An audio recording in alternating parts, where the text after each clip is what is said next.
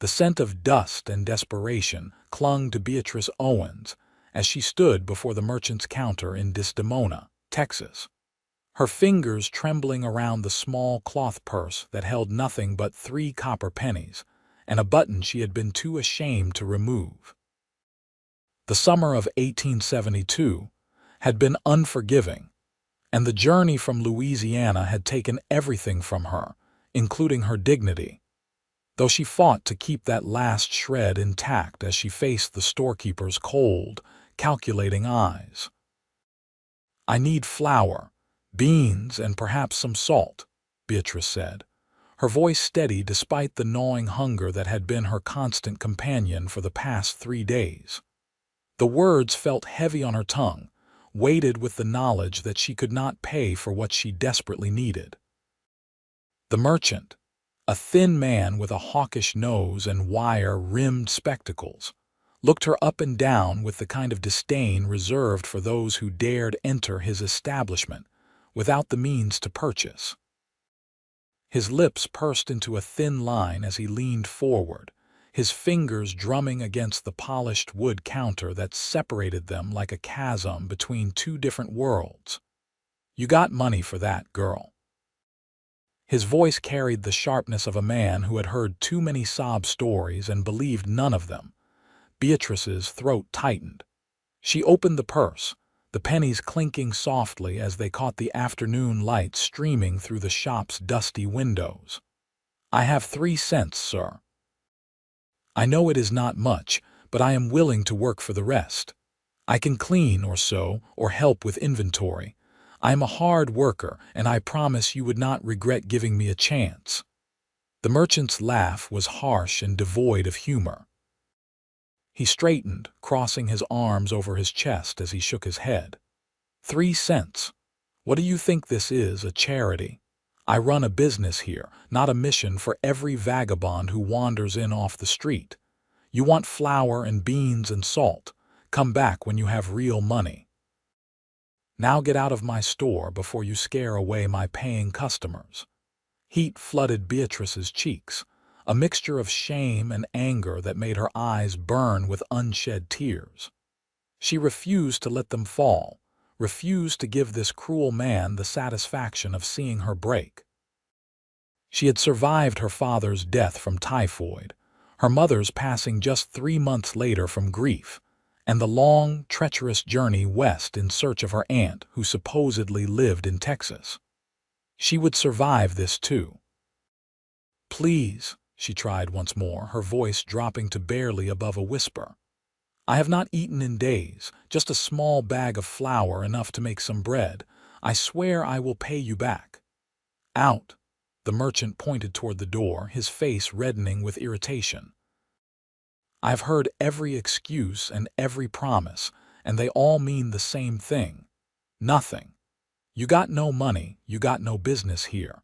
Now leave before I call the sheriff and have you removed for loitering." Beatrice felt the weight of failure settle over her shoulders like a heavy cloak. She clutched her empty purse tighter, turned on her worn boots, and headed toward the door. The other customers in the store, 2 well-dressed women examining bolts of fabric, watched with a mixture of pity and relief that it was not them facing such humiliation. Their whispers followed Beatrice like ghosts, but she kept her head high, her spine straight, even as her stomach cramped with hunger and her vision swam slightly from lack of food. The bell above the door chimed as she pushed it open, stepping out into the blazing Texas sun that beat down mercilessly on Desdemona's main street. The town was small but bustling, with horses tied to hitching posts, wagons rolling by kicking up clouds of dust, and people going about their business with the kind of purpose that came from having somewhere to be and the means to get there. Beatrice had neither. She had just begun to walk away, trying to formulate a new plan, when a deep voice rumbled from behind her. "Hold on there." Beatrice turned to find a man standing near the store's entrance, and her breath caught despite herself. He was massive, easily over 6 feet tall with shoulders so broad they seemed to block out the sun. His hair was dark and hung past his shoulders, tied back loosely with a leather cord, and his face was weathered from years spent outdoors, with a strong jaw shadowed by several days' worth of stubble. His eyes, a striking gray-blue that reminded her of storm clouds, studied her with an intensity that made her feel simultaneously exposed and protected. He wore buckskin clothing that had seen better days, and a hunting knife hung from his belt alongside what looked like various tools and supplies. His arms, visible beneath rolled-up sleeves, were corded with muscle that spoke of a life of hard physical labor. Everything about him screamed danger and wildness, like a wolf that had wandered into civilization but had not forgotten the mountains. "I could not help but overhear," he said, his voice carrying a slight roughness as if he did not use it often. "That merchant in there is a fool and a coward. What is your name?" Beatrice hesitated, unsure of this stranger's intentions. In her experience, men who approached women on the street rarely had honorable purposes. But something in his direct gaze, in the way he stood with his hands visible and non-threatening, made her answer. "Beatrice Owens," she said quietly, "and I appreciate your sympathy, but I do not need pity. I will figure something out." The corner of his mouth twitched, almost forming a smile. "I am not offering pity, I am offering help. My name is Jacob Ewing, and I just came down from the mountains to stock up on supplies before winter sets in. I have more money than I need and no one to spend it on. Why do not you tell me what you require, and I will purchase it for you?" Beatrice's first instinct was to refuse. Pride was sometimes all a person had left, and she had been guarding hers fiercely. But hunger was a powerful motivator, and the genuine quality of his offer, spoken without condescension or expectation, made her pause. "I cannot accept that," she said, though her resolve wavered. "I do not even know you, and I have no way to repay you." Jacob took a step closer, and Beatrice noticed he moved with a surprising grace for someone so large. "I am not asking for repayment. Consider it one person helping another. The mountains teach you that survival sometimes depends on the kindness of strangers. I have been on the receiving end of help before, and I am glad to offer it now. Besides, that merchant in there has been cheating people for years. It would give me pleasure to spend my money in a way that helps someone who actually needs it." Beatrice searched his face for any sign of deception or ulterior motive, but found only sincerity. There was something inherently honest about Jacob Ewing, something that suggested he said exactly what he meant and nothing more. It was refreshing after dealing with the merchant's cruelty. "Just flour and beans," she said finally, her voice thick with gratitude she could not quite express. "And salt if it is not too much trouble. I do not want to take advantage of your generosity." Jacob's expression softened slightly. "You let me worry about what is too much. Wait here." He turned and walked back into the store, and Beatrice watched through the window as he approached the counter. The merchant's demeanor changed instantly from dismissive to obsequious, his hands rubbing together as he greeted Jacob with a wide smile that had been absent moments before. Clearly, Jacob Ewing was known in these parts, and his money was very much welcome. Beatrice saw Jacob point to various items on the shelves, and the merchant scrambled to gather them. Flour, beans, and salt, as she had requested, but also coffee, sugar, dried meat, canned peaches, a warm wool blanket, a new dress that looked to be about her size, sturdy boots, a cooking pot, matches, and numerous other supplies that made Beatrice's eyes widen in disbelief. She had asked for barely enough to survive a few days, and he was purchasing enough to sustain her for weeks, possibly months. She wanted to rush in and stop him, to protest that it was too much, but her feet remained rooted to the wooden sidewalk. Part of her, the part that had been running on empty for too long, was too grateful to refuse. Another part, one she had thought long buried, was touched by the simple kindness of the gesture in a way that made her chest ache. When Jacob emerged carrying 2 large sacks stuffed full of goods, Beatrice could only stare. He set them down gently at her feet and straightened, looking pleased with himself in a quiet, understated way. "This is too much," Beatrice managed to say, though her hands were already reaching for the sacks, her body betraying her words. "I cannot possibly accept all of this." "You can and you will," Jacob said firmly but not unkindly. "Where are you staying? I will help you carry these." Beatrice's face flushed with embarrassment. "I do not have anywhere to stay. I came to Desdemona looking for my Aunt Clara Morrison, but no one seems to know her. I have been sleeping under the livery stables overhang." Jacob's jaw tightened, and something dark flashed in his eyes. "That is no place for anyone, let alone a young woman alone. How long have you been in town?" 3 days, Beatrice admitted, her voice small. She hated admitting her circumstances, hated feeling so vulnerable and dependent, but lying seemed pointless now. "And the sheriff has not bothered you?" Jacob asked, his voice taking on an edge that suggested he knew exactly what kind of danger she had been in. "He came by yesterday," Beatrice said, remembering the way the lawman had looked at her, his gaze lingering in places it should not have. "He suggested I might find work at the saloon if I was desperate. I told him I would rather starve." "Good," Jacob said, the single word carrying a weight of approval. He picked up both sacks as if they weighed nothing and began walking down the street. "Come with me. I have a camp about a mile outside of town, near the creek. It is not fancy, but it is safe and clean. You can stay there until we figure out what to do about your aunt." Beatrice hurried to keep up with his long strides, her mind racing. Everything was happening so fast, and she barely knew this man, yet he was offering her shelter and safety without asking for anything in return. It defied all logic and every warning she had ever received about trusting strangers. "Why are you helping me?" she asked, the question bursting out before she could stop it. "You do not know me. I could be a thief or a liar or worse." Jacob glanced down at her, and for the first time she saw a genuine smile cross his face.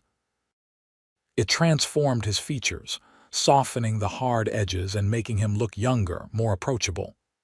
"You could be," he agreed, "but I do not think so. I have spent most of my life in the wilderness, Miss Owens. You learn to read animals, to understand what is dangerous and what is not. People are not so different. You have honest eyes, and you have been dealt a hard hand through no fault of your own. I am just trying to even the odds a bit." They walked in silence for a while, leaving the town behind as they followed a narrow path that wound through scrub brush and mesquite trees. The heat was oppressive, but a slight breeze offered occasional relief. Beatrice studied Jacob from the corner of her eye, taking in the easy way he moved through the rough terrain, the confidence in every step. He belonged out here in the wild places, that much was clear. "Have you always lived in the mountains?" she asked, partly out of curiosity and partly to fill the silence that felt both comfortable and charged with unspoken questions. "Most of my adult life," Jacob replied. "I grew up in Missouri, but after the war I could not stomach being around people anymore. Too much noise, too many memories. The mountains offered peace and solitude. I trap, hunt, trade furs when I need supplies. It is a simple life, but it suits me." "You fought in the war?" Beatrice asked softly, noticing the way his shoulders tensed slightly at the mention. "I did. For the Union.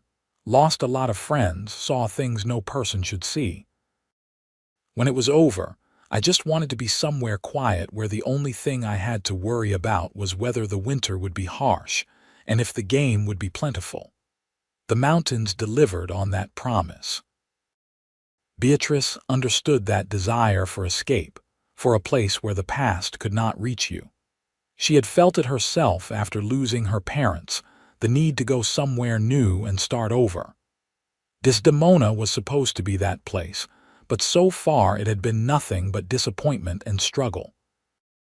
They reached the camp as the sun began its descent toward the horizon, painting the sky in shades of orange and pink. Jacob's setup was more substantial than she had expected.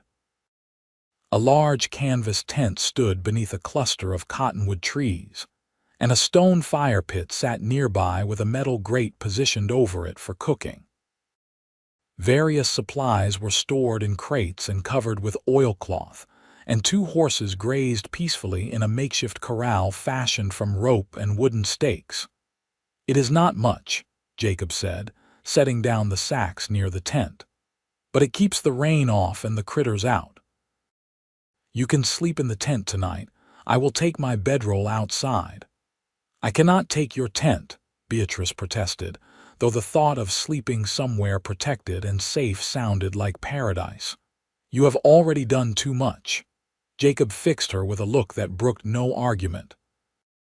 "Miss Owens, I am offering you the tent. Please do not insult me by refusing. I have slept under the stars more nights than I can count.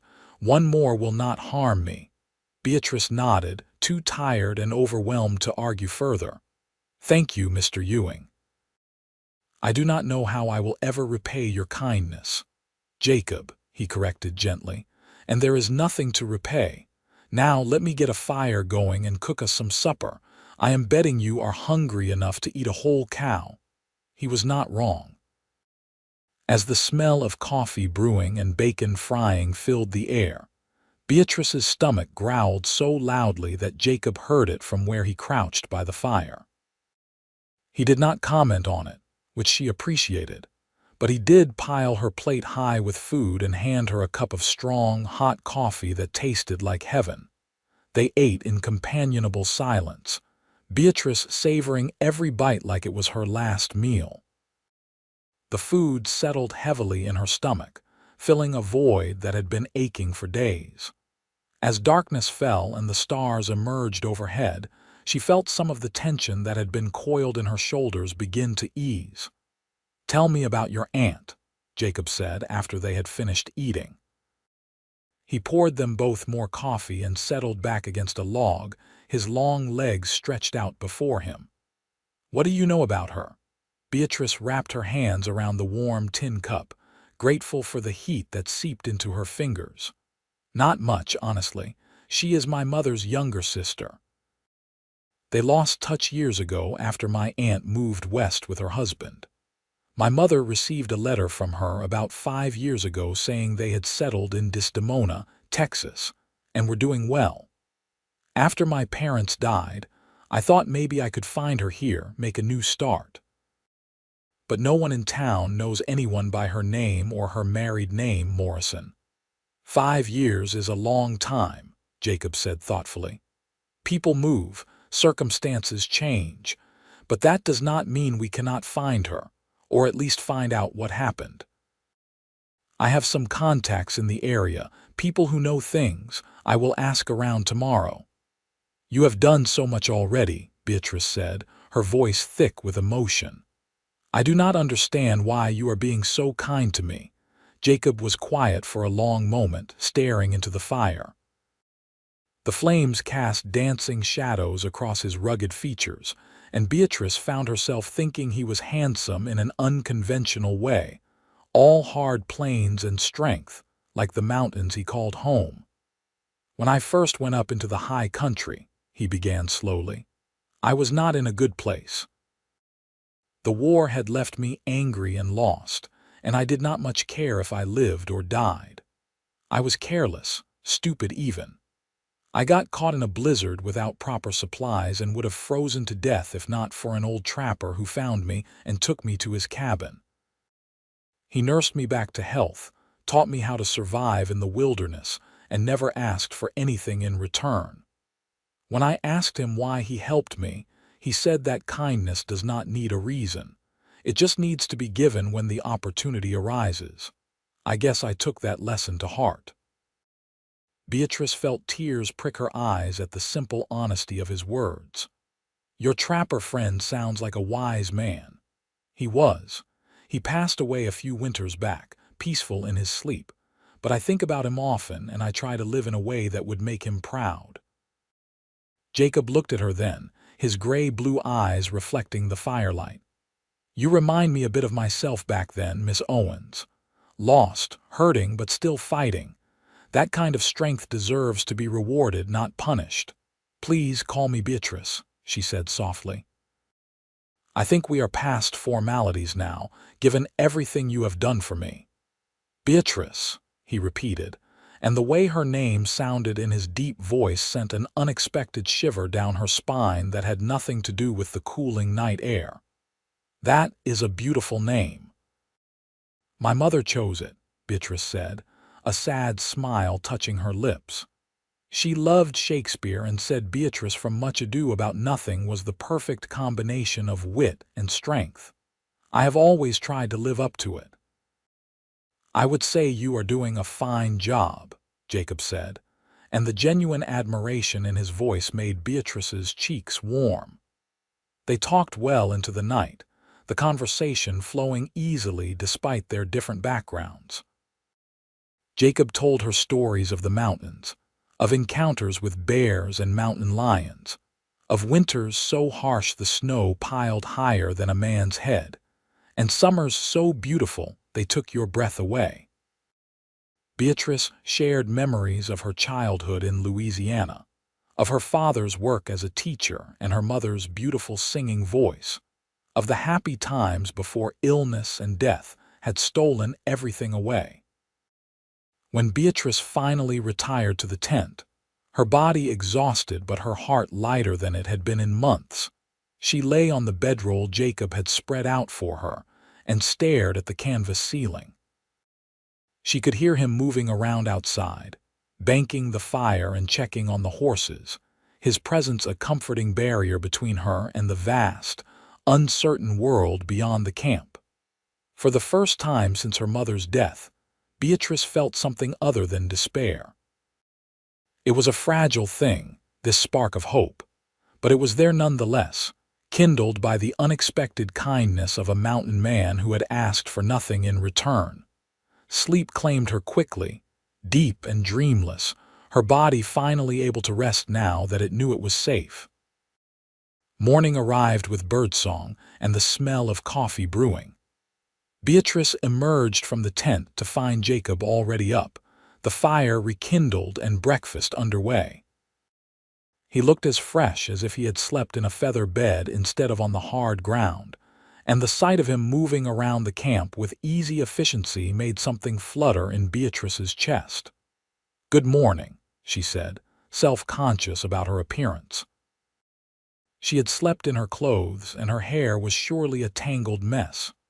"Morning," Jacob replied, glancing up with a smile that reached his eyes. "I hope you slept well. I have bacon and biscuits cooking. There is a creek just through those trees if you want to wash up before breakfast." Beatrice gratefully accepted the offer, following the sound of running water to find a clear stream that bubbled over smooth stones.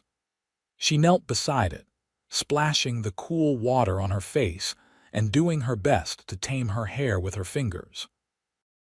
The reflection that stared back at her from the water's surface looked more rested than she had in weeks, and the dark circles under her eyes seemed less pronounced.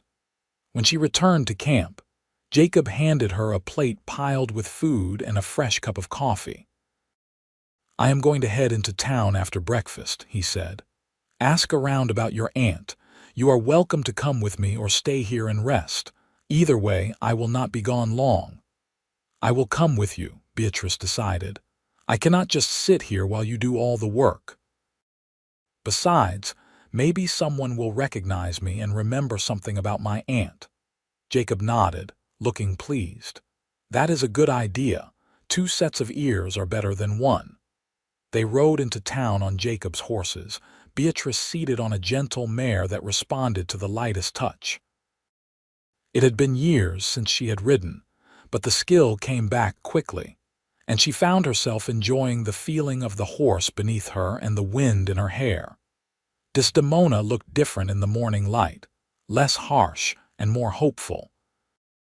Jacob led them to the saloon first, which surprised Beatrice until he explained that bartenders often knew more about the comings and goings of townsfolk than anyone else. The saloon was quiet at this early hour, with only a few men nursing drinks and a woman sweeping the floor. Jacob approached the bar where a grizzled man with an impressive mustache was wiping down glasses. "Morning, Hank," Jacob said, his voice friendly. "I am hoping you can help me with some information." The bartender looked up, his weathered face breaking into a smile. "Jacob Ewing, as I live and breathe. Heard you were in town. What brings you down from your mountain hideaway?" "Supplies, mostly," Jacob said. "But I am also looking for information about a woman named Clara Morrison.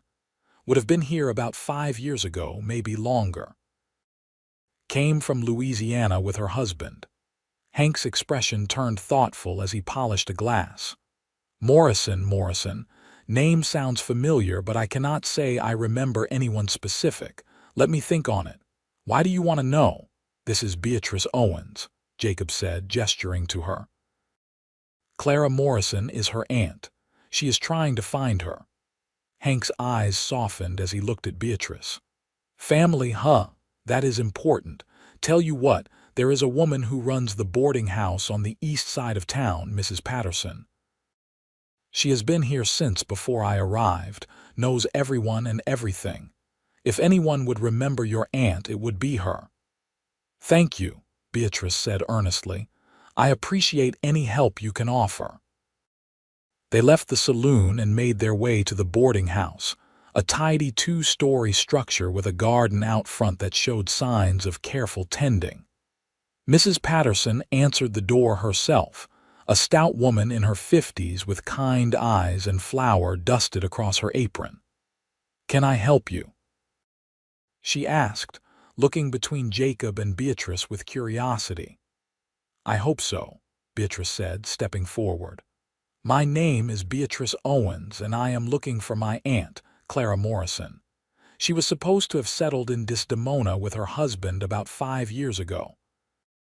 The bartender at the saloon suggested you might remember her." Mrs. Patterson's face fell, and Beatrice's stomach dropped before the woman even spoke. "Oh dear," she said softly. "I do remember them. Such a sweet couple. I am afraid I have bad news, though. They only lived here about 6 months before they both caught influenza. It swept through town that winter, took quite a few folks. They are buried in the cemetery on the north edge of town. I am so sorry, dear."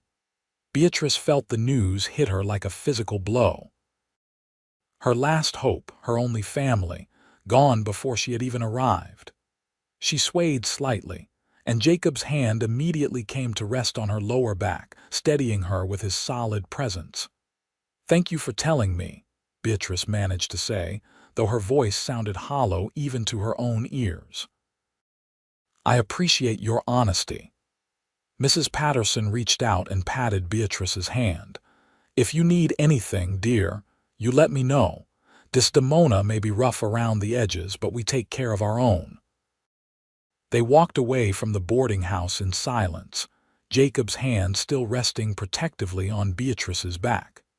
She felt numb, the last thread of hope that had been holding her together suddenly severed. She had nowhere to go, no family left, and no plan for what came next. "I am sorry, Beatrice," Jacob said quietly when they reached the horses. "I know that is not the news you wanted to hear." "It is not your fault," she said, fighting to keep her voice steady. "At least now I know. I can stop looking, stop hoping." "What will you do now?" Jacob asked, and there was something in his voice, a careful quality, as if her answer mattered more than it should. Beatrice looked around at the town, at the dusty streets and harsh landscape, and felt utterly lost. "I do not know," she admitted. "I have no money, no family, and no prospects. I suppose I will have to find work somewhere, though I do not know who would hire me or what I am qualified to do." Jacob was quiet for a long moment, and when Beatrice looked up at him, she found him watching her with an intensity that made her breath catch. "Come back to the mountains with me," he said suddenly, the words tumbling out as if he had not quite meant to say them but could not hold them back. "I know it sounds crazy and you have every right to refuse, but I could use help at my cabin. The place is a mess, and I am terrible at cooking anything that does not involve roasting meat over a fire. You could stay the winter, at least until spring when travel is easier. By then, maybe you will have figured out what you want to do." Beatrice stared at him, her heart pounding. It was an outrageous suggestion, going off into the wilderness with a man she had known for barely 24 hours. Every sensible part of her brain screamed that it was foolish and dangerous. But another part, the part that had nothing left to lose and everything to gain, whispered that Jacob Ewing had been nothing but kind and honorable. He had fed her, sheltered her, and asked for nothing in return. And the thought of staying in Desdemona, of trying to scrape together a living in a town that had already shown her its cruel side, filled her with dread. "You are right, it does sound crazy," she said slowly. "But so does everything about the past few months of my life. Why not add one more crazy decision to the list?" Jacob's face broke into a relieved smile. "Is that a yes?" Beatrice took a deep breath and nodded. "Yes, I will come with you to the mountains, but I insist on earning my keep. I will not be a charity case, Jacob. I will cook and clean and do whatever needs doing. This has to be a fair arrangement." "Deal," Jacob said, extending his hand. When Beatrice placed her smaller hand in his, the contact sent a jolt of awareness through her that had nothing to do with business arrangements, and everything to do with the way his gray-blue eyes softened when he looked at her. They spent the rest of the day preparing for the journey, purchasing additional supplies and ensuring they had everything needed for the trek into the high country.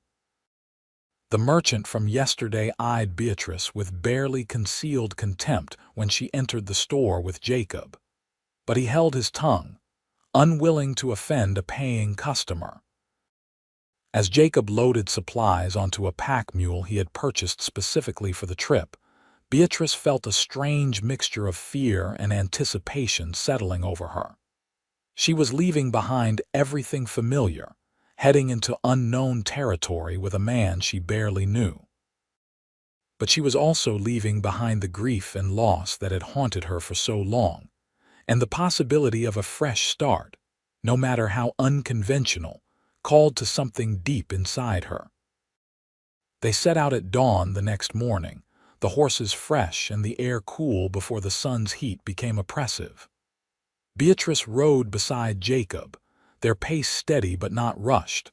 He pointed out landmarks as they traveled, teaching her the names of plants and animals, showing her how to read the land.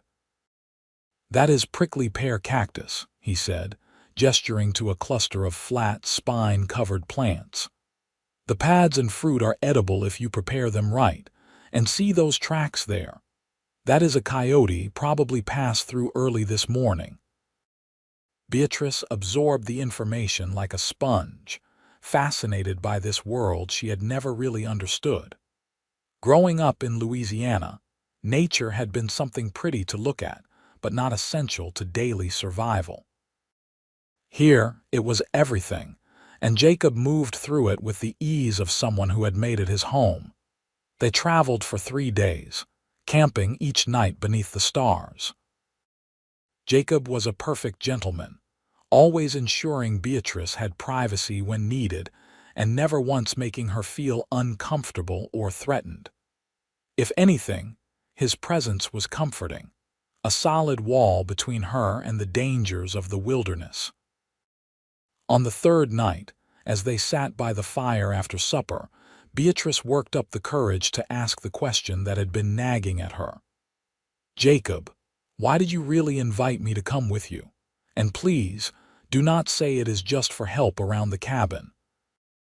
I may not know much about mountain living, but I know a man like you does not need anyone. Jacob stared into the fire for a long moment, his expression thoughtful.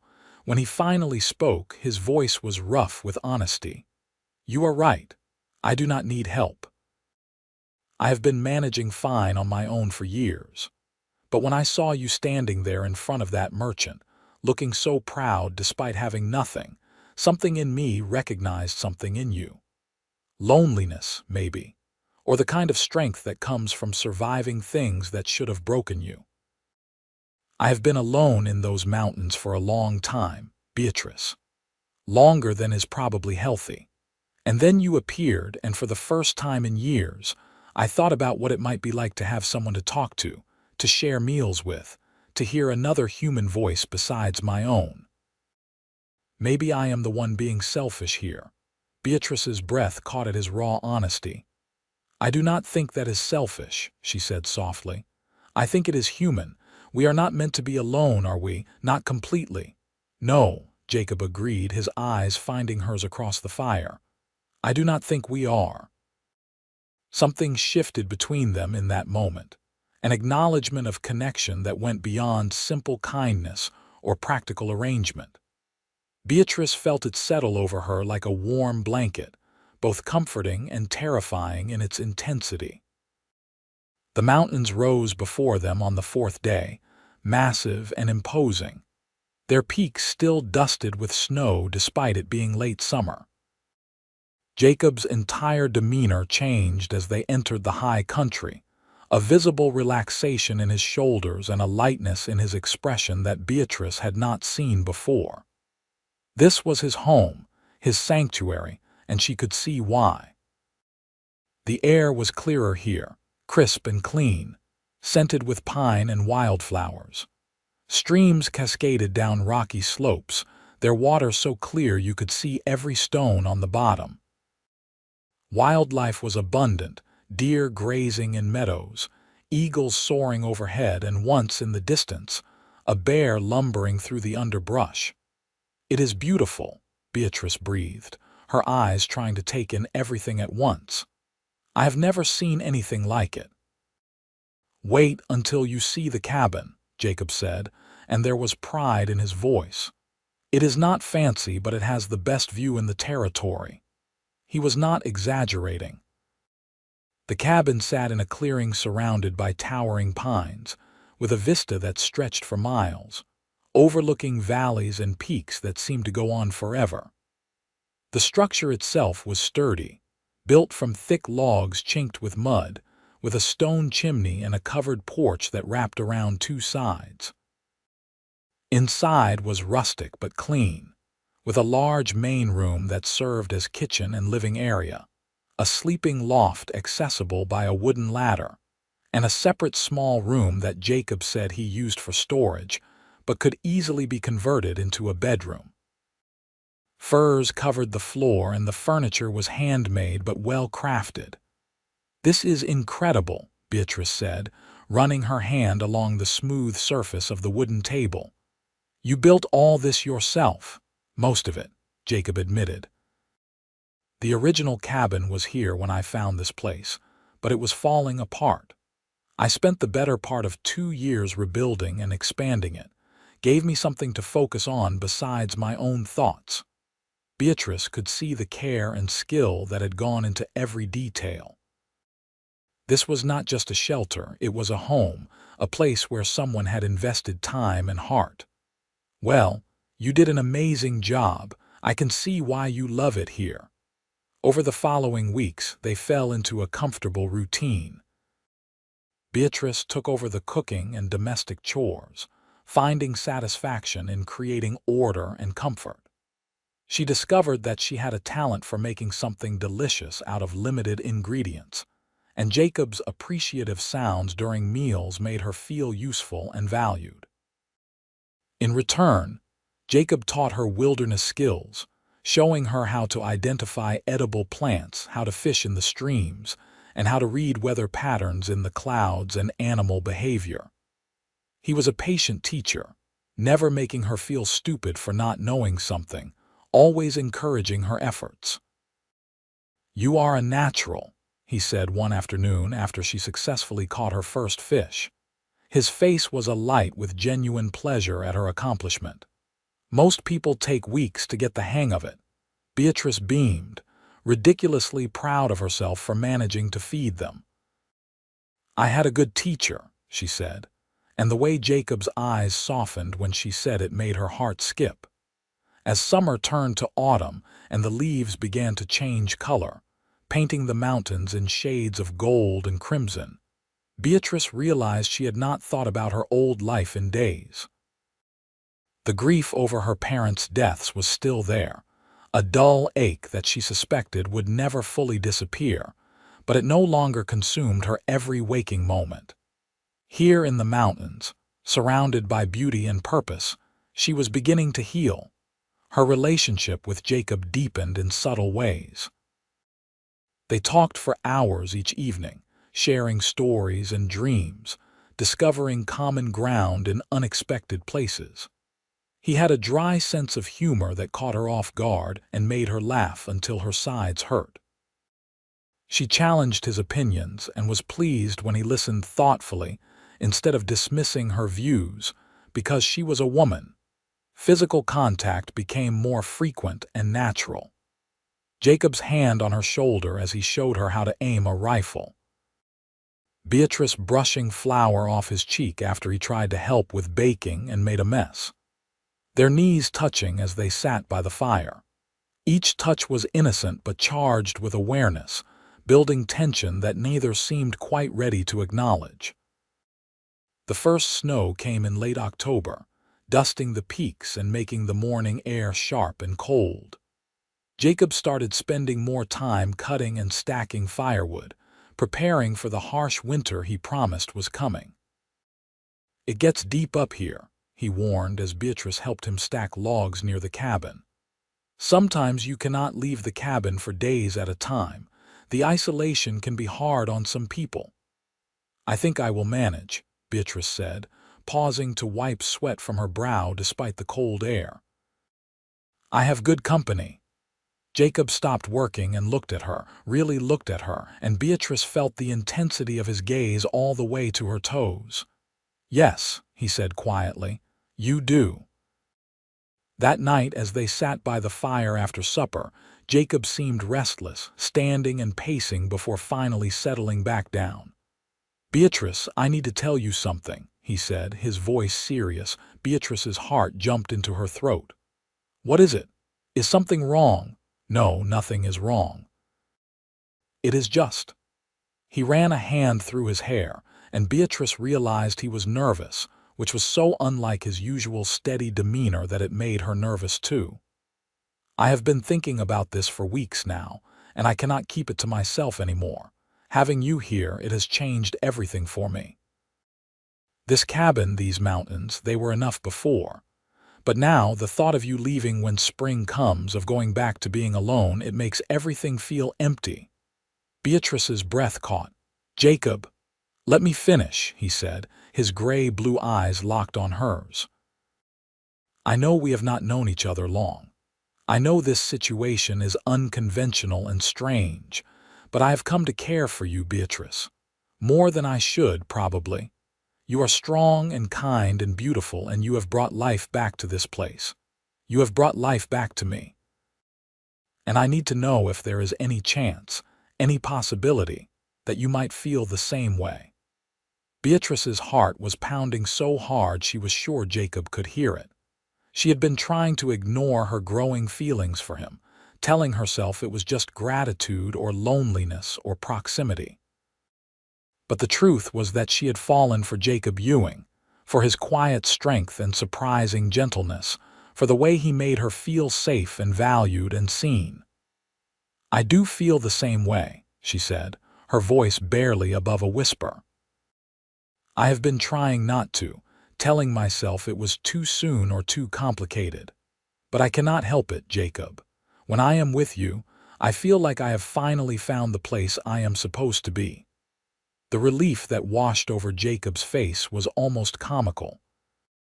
He moved closer, kneeling in front of where she sat so they were at eye level. "Can I kiss you?" he asked, his hand coming up to cup her cheek with a tenderness that made her want to cry. "Yes," Beatrice breathed, and then his lips were on hers. The kiss was gentle at first, almost hesitant, as if Jacob was afraid she would break. But when Beatrice leaned into him, her hands coming up to rest on his broad shoulders, he deepened the kiss, his arms wrapping around her and pulling her close. He tasted like coffee and pine, and the scrape of his stubble against her skin sent shivers down her spine. When they finally broke apart, both breathing hard, Jacob rested his forehead against hers. "I have wanted to do that for weeks," he admitted, his voice rough with emotion. "I wish you had done it sooner," Beatrice said, and was rewarded with his deep laugh.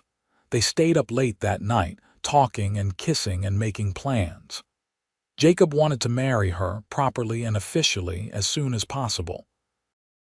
"There is a preacher in a town about 2 days' ride from here," he said. "We can make the trip before the heavy snows come." "Are you sure?" Beatrice asked, even though her heart sang at the idea. "This is happening so fast. What if you change your mind? What if I am not what you need?" Jacob took her face in his large hands, his expression fierce. "Beatrice Owens, I have never been more sure of anything in my life. I love you. I think I started loving you the moment I saw you standing up to that merchant despite having nothing. You are exactly what I need, what I have always needed without knowing it. Marry me, please." "Yes," Beatrice said, tears streaming down her face. "Yes, I will marry you." They made the journey to the town of Cedar Springs 2 weeks later, traveling slowly because of early snow. The preacher, a kind elderly man named Reverend Thomas, married them in his small church with his wife and the town's blacksmith as witnesses. Beatrice wore the dress Jacob had bought her that first day, and Jacob wore clean buckskins and had trimmed his hair and beard. The ceremony was simple but heartfelt, and when Jacob kissed his bride, Beatrice felt like her heart would burst from happiness. This man, this wonderful, strong, gentle man, was her husband. She had a home, a future, and someone who loved her for exactly who she was. The winter that followed was harsh, just as Jacob had warned, with snow piling up past the windows and temperatures dropping so low that ice formed on the inside of the glass. But inside the cabin, wrapped in furs and each other's arms, Beatrice had never been warmer. They made love for the first time on their wedding night, Jacob patient and tender, guiding Beatrice through the newness of physical intimacy with a reverence that made her feel cherished. His body was as powerful as she had imagined, all hard muscle and strength, but his touch was gentle, his focus entirely on her pleasure. The days fell into a rhythm of domestic happiness. Beatrice cooked and sewed and kept the cabin warm and welcoming. Jacob hunted and trapped and maintained their supplies. In the evenings, they read aloud to each other from the small collection of books Jacob had accumulated, or they simply talked, sharing thoughts and dreams. "I never thought I could be this happy," Beatrice confessed one night as they lay in bed, her head resting on Jacob's chest, his heartbeat steady beneath her ear. "Neither did I," Jacob admitted, his fingers trailing through her hair. "I thought I was meant to be alone, that it was my punishment for surviving the war when so many others did not. But you showed me that I deserved happiness, that we both did." Spring arrived eventually, melting the snow and revealing the world beyond their mountain sanctuary. Jacob took Beatrice on long rides through meadows bursting with wildflowers, teaching her more about the land and its secrets. She proved to be an excellent shot with a rifle, something that pleased Jacob enormously, and she became adept at tracking and reading signs. In early summer, Beatrice realized she was pregnant. She told Jacob one evening after supper, nervous about how he would react to the news. His response was to let out a whoop of joy that echoed through the mountains, then carefully, reverently, place his hand on her still flat stomach. "A baby," he said, wonder in his voice. "We are going to have a baby. Are you happy?" Beatrice asked, needing to hear him say it. "Happy does not even begin to cover it," Jacob said, pulling her into his arms. "You have given me everything, Beatrice. A home, a purpose, and now a family. I love you so much." The pregnancy was not always easy. Morning sickness plagued Beatrice for weeks, and as her belly grew, she found it harder to do some of her usual tasks. Jacob picked up the slack without complaint, taking over more of the cooking and lighter chores, always making sure Beatrice rested and ate properly. "I am not an invalid," she protested one afternoon when Jacob insisted she sit down while he prepared dinner. "I know," he said, kissing her forehead, "but humor me. I have never had anyone to take care of before, and I am finding I quite like it." Their son was born in early spring of 1874, delivered with the help of a midwife from Cedar Springs, whom Jacob had brought to the cabin, a month before the baby was due. The labor was long and difficult, and Jacob paced outside like a caged animal, unable to bear seeing Beatrice in pain but refusing to leave the cabin entirely. When the midwife finally called him in to meet his son, Jacob approached the bed with tears streaming down his weathered face. Beatrice, exhausted but radiant, held their baby, a squalling bundle with dark hair and strong lungs. "He is perfect," Jacob whispered, his large finger gently stroking the baby's cheek. "You are perfect. Thank you, Beatrice. Thank you for this gift." They named him Thomas, after the preacher who had married them, and he grew strong and healthy, thriving in the mountain air. Jacob was a devoted father, fashioning toys from wood and spending hours playing with his son, his face alight with joy that Beatrice had never imagined possible when she had first met the somber mountain man. Life settled into a new normal, one filled with the chaos and wonder of raising a child. Beatrice had never been happier, watching her husband with their son, seeing the gentleness in those strong hands as he carefully changed diapers and soothed crying Jags. 2 years later, they welcomed a daughter they named Rose, a tiny thing with Beatrice's dark eyes and Jacob's determination. Thomas adored his little sister, appointed himself her protector, and followed his father's example of being gentle and caring. The cabin expanded as the family grew, with Jacob adding rooms and improvements to accommodate their needs. They made trips to town several times a year for supplies and to maintain connections with the few friends they had made. But the mountains remained their true home, their sanctuary. One evening, when Thomas was 5 and Rose was 3, Beatrice stood on the porch watching the sunset paint the mountains in shades of purple and gold. Jacob came up behind her, wrapping his arms around her waist and resting his chin on her shoulder. "Happy?" he asked, though he surely knew the answer.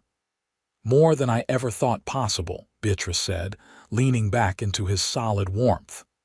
"Do you remember that day in Desdemona when the merchant refused me and you bought me supplies?"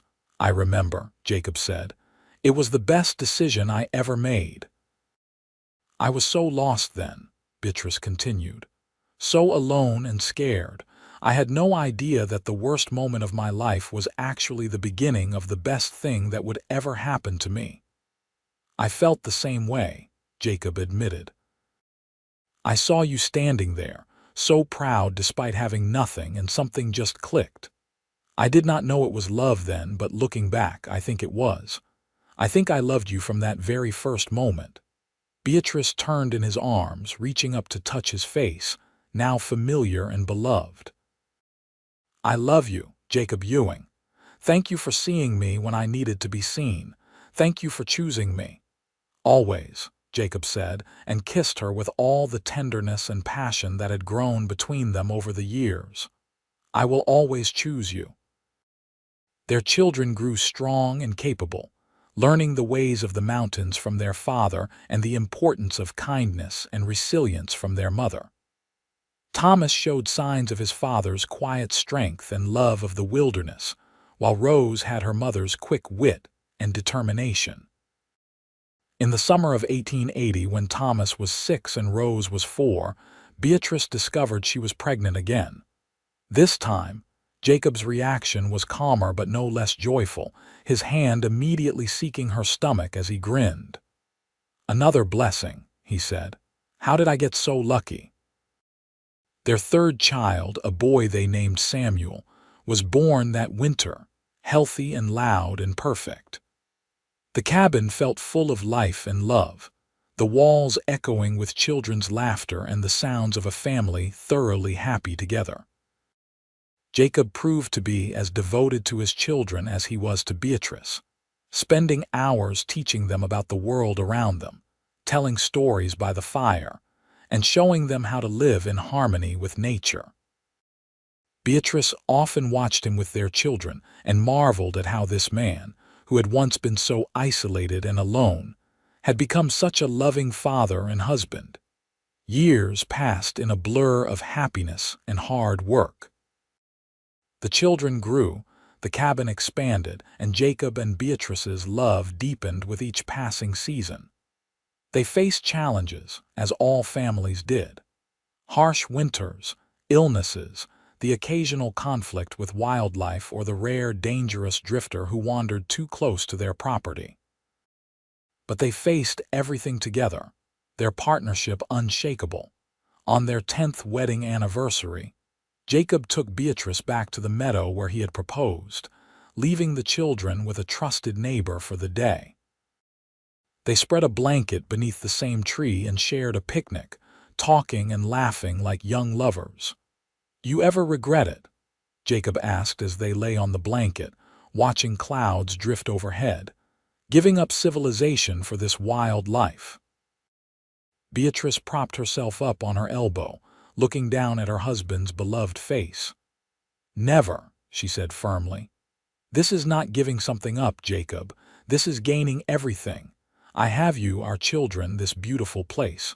What could civilization offer that would compare to that?"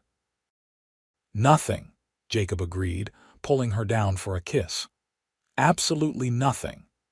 As the children entered their teenage years, they began to develop their own interests and dreams. Thomas spoke of becoming a guide, helping others experience the mountains his father loved. Rose wanted to be a teacher, inspired by stories of her grandfather. Samuel, the youngest, was still finding his path but showed promise as a naturalist, always bringing home interesting plants or rocks or tracking animal behavior. Jacob and Beatrice supported each of their children's dreams, even when it meant acknowledging that someday they might leave the mountain home. It was bittersweet but necessary, the natural progression of life. "We raised them to be independent," Beatrice said one night as she and Jacob discussed Thomas's plans to start his guide service. "We should be proud that they are confident enough to chase their dreams." "I am proud," Jacob said. "It is just hard to imagine this place without them." "They will always come back," Beatrice assured him. "This is their home, their foundation. No matter where life takes them, they will carry these mountains in their hearts just like we do." She was right. As the years continued to unfold, the children did venture out into the world, but they always returned, bringing with them spouses and eventually grandchildren who filled the cabin with new life and energy. The family grew and flourished, a testament to the love that Jacob and Beatrice had built from the ashes of loss and loneliness. In the spring of 1895, Jacob and Beatrice sat on their porch, now both in their 50s, watching their grandchildren play in the meadow. Jacob's hair was more gray than dark now, and Beatrice had lines around her eyes and mouth, but they were happy lines, earned through years of laughter and smiles. "You remember that merchant in Desdemona?" Beatrice asked, leaning against her husband's shoulder. The one who refused me. I think about him sometimes, Jacob admitted, and I thank him in a way. If he had shown you kindness, you might never have needed mine. Our paths might never have crossed. Everything happens for a reason, Beatrice said, a belief she had come to hold over the years. The bad and the good, it all leads us where we are meant to be. Then I am grateful for every hardship that led me to you, Jacob said, kissing the top of her head. Even the war, even the loneliness, even the pain. Because it all brought me here to this moment, with you beside me and our family around us. Beatrice felt tears prick her eyes, not from sadness but from the overwhelming gratitude she felt for the life they had built. I love you, Jacob Ewing. Thank you for buying my supplies that day. Thank you for taking a chance on a desperate woman with nothing to offer. Jacob pulled back to look at her, his gray-blue eyes still as intense as they had been 23 years ago. You had everything to offer, Beatrice. You just could not see it yet, but I saw it. I saw your strength, your courage, your beautiful heart, and I have spent every day since trying to be worthy of you. You have always been worthy, Beatrice said, reaching up to touch his weathered face. We saved each other, I think, and we built something beautiful together. Their grandchildren's laughter echoed through the mountains, a sound that would continue long after Jacob and Beatrice were gone, carrying forward the legacy of love and kindness that had started with a simple act of compassion in a dusty Texas town. As the sun set over the peaks, painting the sky in brilliant colors, Jacob and Beatrice sat together in comfortable silence, their hands intertwined, their hearts full.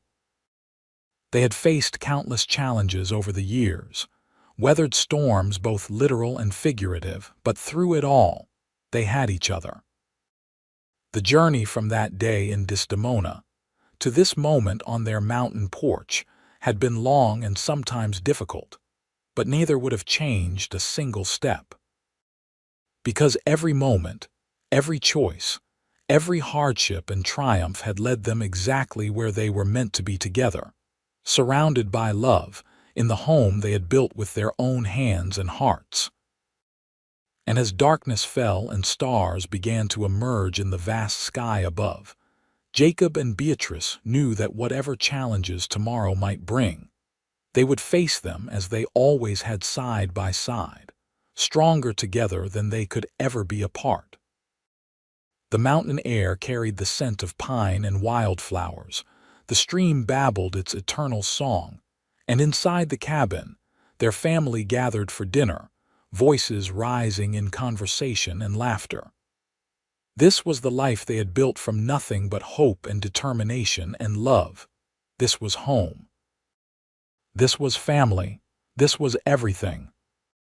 And in the mountains that had witnessed their love story unfold, Jacob and Beatrice Ewing lived out their days surrounded by the beauty of nature and the warmth of the family they had created, a testament to the power of kindness and the transformative nature of love. Their story, which had begun with a merchant's cruelty and a mountain man's compassion, had become something far greater than either could have imagined, a legacy of love that would endure for generations to come, inspiring their descendants with the knowledge that sometimes the darkest moments lead to the brightest futures, and that true love can bloom in the most unexpected places.